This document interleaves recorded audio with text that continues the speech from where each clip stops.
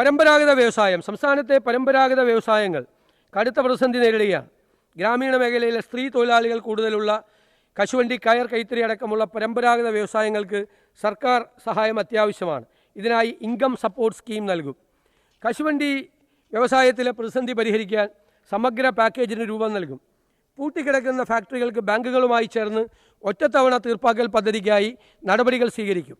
കൈത്തറി, കരകൗശല വ്യവസായങ്ങൾക്ക് അവരുടെ ഉൽപ്പന്നങ്ങൾ ആഗോളതലത്തിൽ വിൽക്കാൻ ഡിജിറ്റൽ പ്ലാറ്റ്ഫോം നിർമ്മിക്കുകയും നൂതന യന്ത്ര സാമഗ്രികൾ ലഭ്യമാക്കാനും തൊഴിൽ സാഹചര്യങ്ങൾ മെച്ചപ്പെടുത്താനും പ്രത്യേക പ്രോത്സാഹനം നൽകും. സംസ്ഥാനത്തെ പ്രതിസന്ധി നേരിടുന്ന മൺപാത്ര തൊഴിലാളികൾക്ക് പ്രത്യേക ആനുകൂല്യങ്ങൾ നടപ്പിലാക്കും. കയർ ഉൽപ്പന്നങ്ങളുടെ വിപണി ഉറപ്പുവരുത്താൻ കയറ്റുമതി വർദ്ധിപ്പിക്കാൻ പ്രോത്സാഹനം നൽകും. കയർ മേഖലയ്ക്ക് 107.64 കോടി രൂപയും കശുവണ്ടി മേഖലയ്ക്കായി 56 കോടി രൂപയും വകയിരുത്തുന്നു. വിപണി സഹായമായി 50% കയർ ഉൽപ്പന്നങ്ങൾക്ക് സംസ്ഥാനത്തിൻ്റെ തുല്യവിഹിതം 10 കോടി വിലയിരുത്തുന്നു. കയർ ഉൽപ്പന്നങ്ങൾ ഉൽപ്പാദനം, വിപണനം, കയറ്റുമതി എന്നിവ പ്രോത്സാഹിപ്പിക്കുന്ന സഹായം നൽകുന്നതിനുള്ള പദ്ധതിക്കായി 11 കോടി വകയിരുത്തുന്നു. വില സ്ഥിരതാ ഫണ്ടായി 35 കോടി വകയിരുത്തുന്നു.